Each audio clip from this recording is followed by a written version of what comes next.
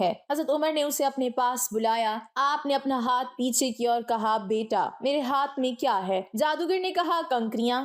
آپ نے اپنا ہاتھ کھولا تو سچ میں کنکریاں تھیں۔ یہ دیکھ کر لوگ حیران ہوئے تو اچانک آپ نے بسم اللہ الرحمن الرحیم۔ حضرت عمر رضی اللہ تعالی عنہ اور ایک جادوگر کا واقعہ۔ اسلام قبول کرنے سے کئی سال پہلے حضرت عمر بن خطاب رضی اللہ تعالی عنہ ایک دفعہ تجارتی قافلے کے ساتھ مال لے کر مکہ سے شام گئے۔ قافلے میں قریش کے کئی اور بڑے سردار بھی شامل تھے۔ یہ قافلہ شام کے سب سے بڑے شہر دمشق گیا اور وہاں اپنا مال بیچ کر مکہ واپس روانہ ہوا۔ تھوڑا سا فاصلہ طے کرنے پر حضرت عمر رضی اللہ تعالی عنہ کو یاد آیا کہ ان کی ایک رشتہ دار خاتون نے انہیں کچھ سونا دیا تھا کہ اسے بیچ کر اس کے لیے کچھ کپڑے وغیرہ لیتے آئیں۔ انہوں نے اپنے قافلے کے ساتھیوں سے کہا کہ فلاں عورت کا کام کرنے واپس دمشق جا رہا ہوں، کوشش کروں گا کہ یہ کام کر کے جلدی واپس آ جاؤں۔ حضرت عمر دمشق واپس گئے تو بازار بند ہو چکے تھے۔ مجبوراً وہ ایک مسافر خانے میں ٹھہرے اور سو گئے۔ تھوڑی دیر کے بعد اللہ کا ایک بندہ مسافر خانے میں آیا۔ اس نے حضرت عمر کو جگایا اور اپنے ساتھ گھر لے آیا۔ یہ بات واضح نہیں تھی کہ وہ شخص حضرت عمر کو پہلے سے جانتا تھا یا ان کے والد خطاب سے ان کی واقفیت تھی۔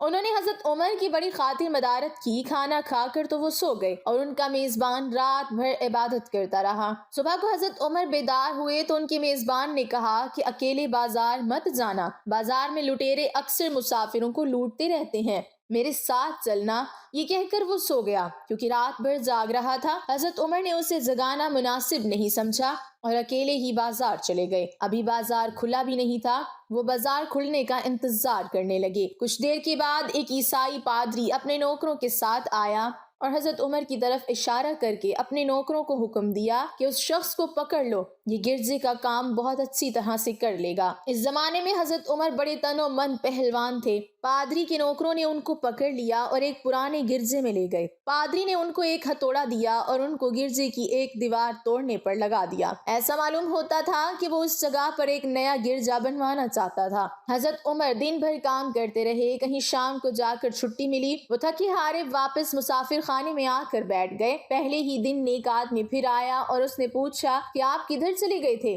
حضرت عمر نے اسے سارا قصہ بتا دیا۔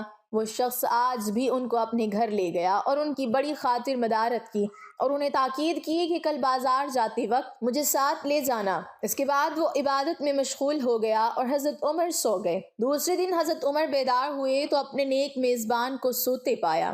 انہوں نے اب کی بار اس کو جگانا مناسب نہیں سمجھا اور اکیلے ہی بازار چلے گئے۔ اتفاق سے پھر وہی پادری اپنے نوکروں کے ساتھ آیا اور حضرت عمر کو پکڑ کر ساتھ لے گیا۔ ان کو غصہ تو بہت آیا، لیکن کیا کرتے، غیر ملک میں وہ اکیلے تھے اور کوئی ہتھیار بھی ان کے پاس نہیں تھا۔ دوسری طرف پادری کے ساتھ 7-8 نوکر تھے اور وہ سب ہتھیار بند تھے۔ پہلے دن کی طرح ہی حضرت عمر ہتھوڑے کے ساتھ گرجے کی دیوار توڑتے رہے۔ جب دھوپ تیز ہوئی تو پادری اور اس کے نوکر انہیں کام میں مشغول دیکھ کر چلے گئے اور حضرت عمر دیوار کے سائے میں دم لینے کے لیے بیٹھ گئے۔ اتنے میں وہ پادری گھوڑے پر سوار چپکے سے آیا اور حضرت عمر کے سر پہ ضرب لگائی اور کہا کہ ہم سب گھر گئے تو نے کام ہی چھوڑ دیا۔ اب حضرت عمر کو صبر کی تاب نہ رہی۔ انہوں نے ادھر ادھر نظر دوڑائی، ہر طرف سناٹا تھا۔ انہوں نے پادری کو گھوڑے سے کھینچ کر نیچے کر لیا اور اس کے سر ہتھوڑے پر ہتھوڑے مارنا شروع کر دیے۔ وہ بہت چیخا چلایا لیکن اس کی مدد کے لیے کوئی نہیں پہنچا۔ حضرت عمر نے ٹوٹی ہوئی دیوار کا ایک بھاری ٹکڑا اٹھا کر اس کے سر پہ دے مارا۔ وہ پہلے ہی زخمی تھا، اب اس نے دم دے دیا۔ اس کو مرتے دیکھ کر حضرت عمر تیزی سے بھاگ کھڑے ہوئے اور جس راستے سے دمشق آئے تھے وہ راستہ چھوڑ کر ایک دوسرے راستے پر چل پڑے۔ شہر سے کافی دور انہیں ایک خچر پر سوار رومی ملا جو روم سے تعلق رکھتا تھا۔ وہ ان کے ساتھ چلنے لگا، وہ کچھ باتیں کرنے لگا، لیکن نہ حضرت علی ان کی زبان سمجھتے تھے اور نہ وہ ان کی زبان سمجھتا تھا۔ اس نے یکایک اپنی تلوار پر ہاتھ ڈالا۔ حضرت عمر سمجھ گئے کہ وہ ان پر وار کرنا چاہتا ہے۔ انہوں نے فوراً ہی خچر سے اسے کھینچ لیا اور اس سے تلوار چھین کر ایک ہی وار میں اس کا کام تمام کر دیا۔ پھر آپ خچر پر سوار ہو کر آگے چلے۔ اس کے بعد کیا ہوا، سارا احوال خود حضرت عمر نے اس طرح بیان کیا ہے کہ اس جگہ سے روانہ ہو کر میں ایک گرجے میں پہنچا۔ یہاں عیسائیوں کی ایک جماعت رہتی تھی۔ میں گرجے کے اندر داخل ہوا تو گرجے میں رہنے والے سب لوگ میرے ارد گرد جمع ہو گئے اور مجھ سے میرے حالات کے بارے میں پوچھنے لگے۔ پھر وہ اپنے پادری کے پاس مجھے لے گئے۔ پادری مجھے نہایت غور سے دیکھنے لگا اور اس کے بعد کہنے لگا کہ ایسا معلوم ہوتا ہے کہ تمہیں کسی چیز کا خوف ہے۔ میں نے کہا کہ تم نے کیسے اندازہ لگا لیا کہ مجھے کسی چیز کا خوف ہے؟ اس نے میرے سوال کو ٹال دیا اور کہا کہ آپ جب تک چاہیں یہاں ٹھہریں، آپ کو یہاں کسی قسم کا کوئی خطرہ نہیں، آپ ہماری حفاظت میں ہیں۔ پھر اس پادری نے مجھے اپنے گھر میں مہمان کی طرح رکھا اور میری نہایت ہی خاطر مدارت کی اور پھر پوچھا کہ آپ کون ہیں؟ میں نے اسے بتایا کہ میں مکہ کا رہنے والا ہوں اور قبیلہ قریش سے تعلق رکھتا ہوں۔ تجارتی قافلے کے ساتھ شام آیا تھا۔ تجارت کا مال بیچنے کے بعد ایک ضروری کام کے لیے مجھے اپنے قافلے سے جدا ہو کر واپس دمشق جانا پڑا۔ اب میں اپنے وطن واپس جا رہا ہوں اور راستہ بھٹک کر یہاں آ نکلا ہوں۔ پادری مجھے غور سے دیکھتا رہا اور بار بار طرح طرح کے سوال کرتا رہا۔ میں نے ان کے یہاں نہایت ہی آرام سے رات بسر کی۔ صبح کو آ کے پوچھا کہ آپ کا ارادہ یہاں ٹھہرنے کا ہے یا آگے جانے کا؟ میں نے کہا کہ اب میں آپ سے رخصت ہونا چاہوں گا۔ یہ سن کر پادری نے اپنا ایک شاندار گدھا جو بڑا خوبصورت اور نہایت ہی تیز رفتار تھا لے آیا۔ اس گدھے کی پیٹھ پر کھانے کی مزیدار چیزیں اور قیمتی تحفے بھرے ہوئے تھے اور پھر کہنے لگا کہ آپ اس گدھے پر سوار ہو جائیں اور چل پڑیں۔ راستے میں آپ کا گزر کسی عیسائی مکان کے پاس سے ہوگا تو وہ آپ کو اس گدھے پر سوار دیکھ کر آپ کی بے حد تعظیم کرے گا اور آپ کی خاطر مدارت میں کوئی کسر نہیں چھوڑے گا۔ یہ کہہ کر پادری نے میرا ہاتھ پکڑا اور تنہائی میں لے جا کر کہنے لگا کہ اے عمر، آپ پر میرا حق واجب ہو گیا ہے۔ میں نے کہا بے شک۔ اس نے کہا آپ کا تعلق ایک معزز قوم سے ہے، میری آپ سے ایک غرض ہے۔ میں نے کہا کہ آپ بیان کر دیں، لیکن حیرت کی بات ہے کہ آپ جیسا بڑا آدمی مجھ جیسے پریشان حال مسافر سے کوئی غرض کیسے رکھ سکتا ہے؟ اس نے بڑے یقین بھرے لہجے میں کہا کہ سنیں، میں ایک ایسا آدمی ہوں جسے اللہ نے آسمانی کتابوں کا علم عطا کیا ہے۔ میں نے آپ کی ذات میں بہت سی ایسی نشانیاں دیکھی ہیں جو یہ ظاہر کرتی ہیں کہ جب ایک مقررہ مدت پوری ہو جائے گی تو حالات میں زبردست تبدیلی آئے گی۔ اس وقت آپ ہمارے ملک کے حاکم بن جائیں گے اور یہاں کے سب شہروں میں آپ ہی کا حکم چلے گا۔ اس کے بعد پادری نے اپنی جیب سے دوات، قلم اور کاغذ نکال کر کہا کہ میری غرض یہ ہے کہ آپ اس کاغذ پر لکھ دیں کہ اس گرجے اور اس کی جائیداد پر کسی قسم کا کوئی محصول لاگو نہیں کیا جائے گا۔ میں نے حیران ہو کر پادری سے کہا کہ آپ مجھ سے مذاق تو نہیں کر رہے؟ اس نے کہا کہ قسم ہے اس ذات کی جس نے حضرت عیسیٰ علیہ السلام پر انجیل نازل فرمائی، میں جو کچھ کہہ رہا ہوں وہ بالکل سچ ہے۔ آپ مہربانی کریں اور میری درخواست قبول فرمائیں۔ میں نے پادری کی باتوں کو اس کا وہم سمجھا اور جیسے اس نے کہا میں نے اسی طرح کاغذ پہ اسے لکھ کر دے دیا۔ اس کے بعد گدھے پر سوار ہو کر چل پڑا۔ راستے میں مجھے کئی جگہ پر عیسائیوں کی جماعتیں ملی، انہوں نے مجھے ایک پادری کے گدھے پر سوار دیکھ کر میری بڑی خاطر مدارت کی۔ میں اسی طرح جگہ جگہ عیسائیوں کا مہمان بن تبوک تک پہنچ گیا۔ اللہ کی شان، جس تجارتی قافلے کے ساتھ میں گیا تھا وہ کافی دیر میرا انتظار کرنے کے بعد اس جگہ سے چل پڑا تھا جہاں میں نے اسے چھوڑا تھا اور اب تبوک میں ایک کنویں کے قریب ڈیرا ڈالے ہوئے تھے۔ قافلے والے میرے ساتھی مجھے دیکھ کر میری طرف دوڑ پڑے اور مجھ سے مل کر بہت خوش ہوئے اور کہنے لگے کہ اے ابن خطاب،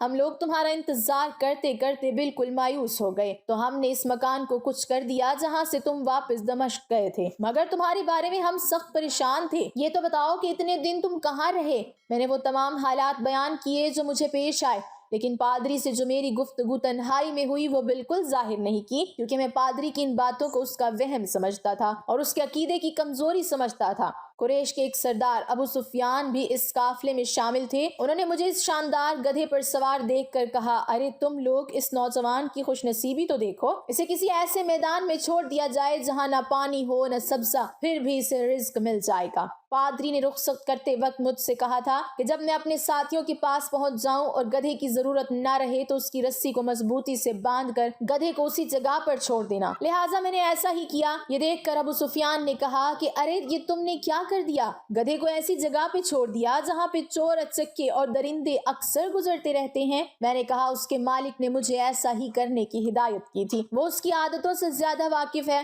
اب وہ جگہ گدھے والا کنواں کے نام سے مشہور ہے۔ وہاں سے روانہ ہو کر ہمارا قافلہ مکہ پہنچا۔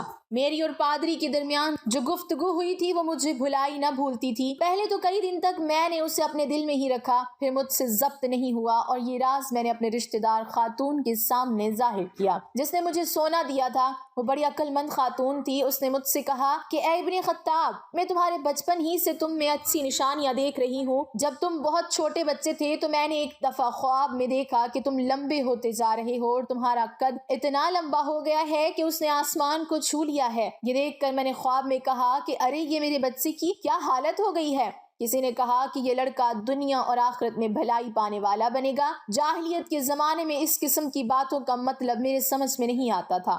مکہ میں ایک شخص اہل کتاب یعنی یہود و نصارہ میں سے تھا جو بہت گمنام تھا۔ عام لوگ تو اس سے واقف بھی نہیں تھے، لیکن قریش کے کچھ سردار اسے پہچانتے تھے اور اس کی بہت عزت کرتے تھے۔ ایک دن دوپہر کے وقت میں اس کے یہاں گیا اور اسے جا کر کہا کہ میں آپ سے چند باتیں کرنا چاہتا ہوں اور چاہتا ہوں کہ آپ ان کو اپنے دل میں راز بنا کر رکھیں اور کسی کے سامنے ظاہر نہ کریں۔ اس نے ایسا کرنے کا وعدہ کیا تو میں نے اپنے سفر کے تمام واقعات اس کے سامنے بیان کر دیے اور اپنے رشتہ دار خاتون کی خواب کا بھی ذکر کیا۔ جب میں اپنی گفتگو ختم کر چکا تو اس نے کہا کہ اے ابن خطاب، جس کو تم نے محصول کی معافی کا وعدہ لکھ کر دیا ہے وہ اس زمانے میں عیسائیوں کا سب سے بڑا عالم ہے۔ جو کچھ اس نے کہا وہ سب سچ ہے اور جلد ہی وہ سچ تمہارے سامنے آ جائے گا۔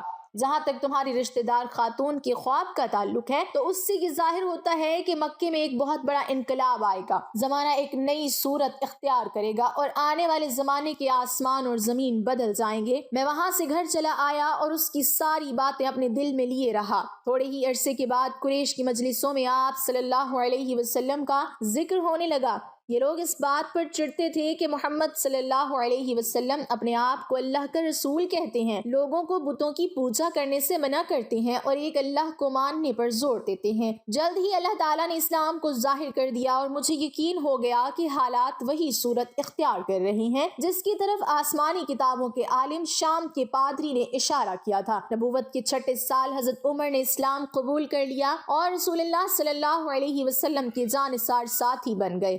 11 ہجری میں آپ صلی اللہ علیہ وسلم اس دنیا سے رخصت ہوئے تو حضرت ابوبکر رضی اللہ تعالیٰ عنہ مسلمانوں کے پہلے خلیفہ بنے۔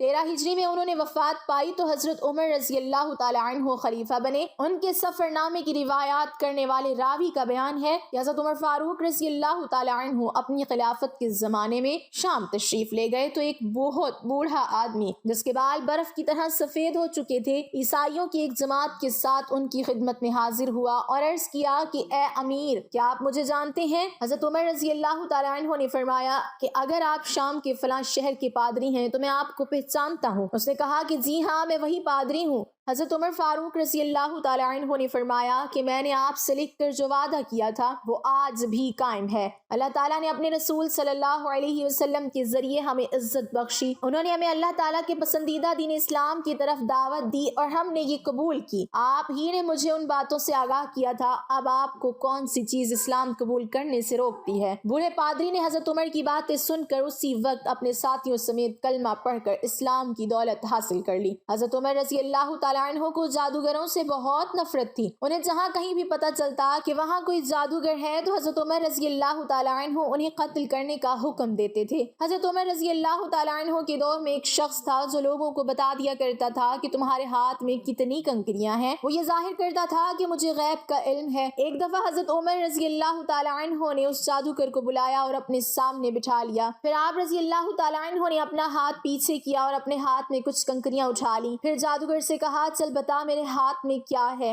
جادوگر نے کہا کہ آپ کے ہاتھ میں کنکریاں ہیں۔ پھر آپ رضی اللہ تعالیٰ عنہ نے فرمایا بتا کتنی کنکریاں ہیں؟ جادوگر نے کہا کہ 5 کنکریاں ہیں۔ آپ رضی اللہ تعالیٰ عنہ نے پھر اپنا ہاتھ پیچھے کیا اور پھر کچھ کنکریاں اٹھا لی۔ پھر فرمایا اب بتا میرے ہاتھ میں کیا ہے؟ جادوگر نے کہا آپ کے ہاتھ میں کنکریاں ہیں۔ آپ رضی اللہ تعالیٰ عنہ نے فرمایا بتا کتنی کنکریاں ہیں؟